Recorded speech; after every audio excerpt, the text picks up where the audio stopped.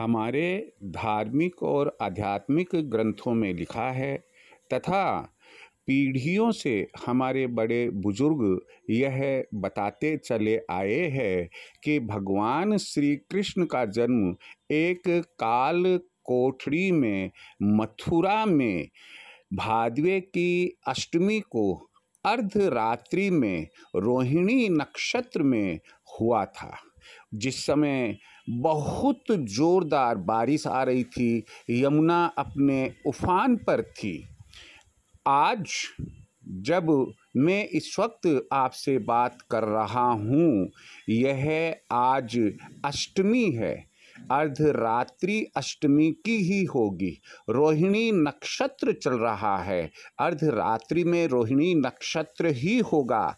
आज 6 सितंबर 2023 है, लेकिन हमें बड़ा ही कौतूहलवश एक प्रश्न अपने दिमाग में लाना पड़ा कि हिंदुस्तान के कई इलाकों में आज जन्माष्टमी अर्थात भगवान श्री कृष्ण का जन्म दिवस ना मनाया जाकर कल यानी कि 7 सितंबर 2023 को मनाया जाएगा।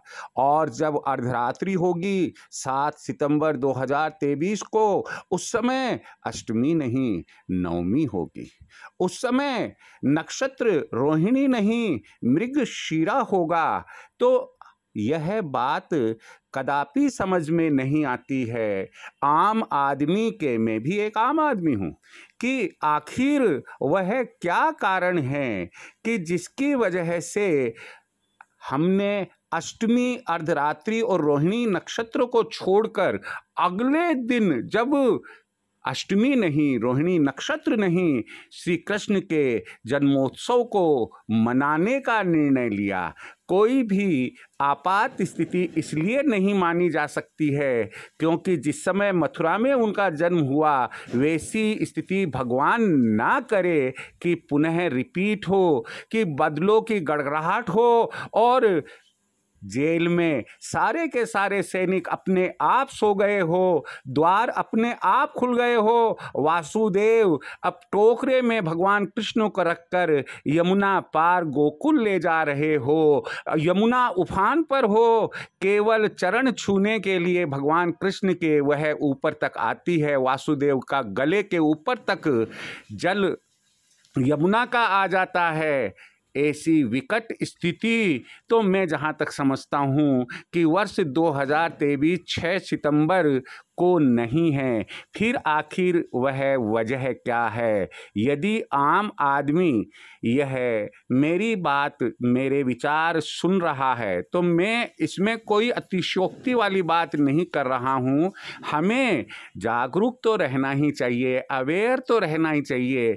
हम पंचांग में देख सकते हैं कि 7 सितंबर 2023 को तिथि कौन सी है, नक्षत्र कौन सा है।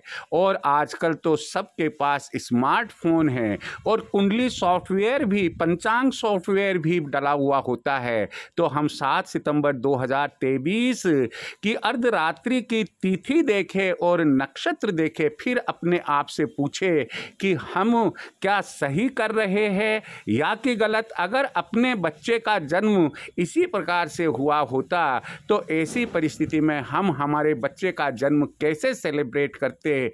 आप एक प्रश्नवाचक चिन्ह यहाँ पर लग रहा है कि अधिकांश जगहों पर 6 सितंबर को जो जन्म दिवस मनाना चाहिए वह न मनाया जाकर 7 सितंबर को मनाया जा रहा है।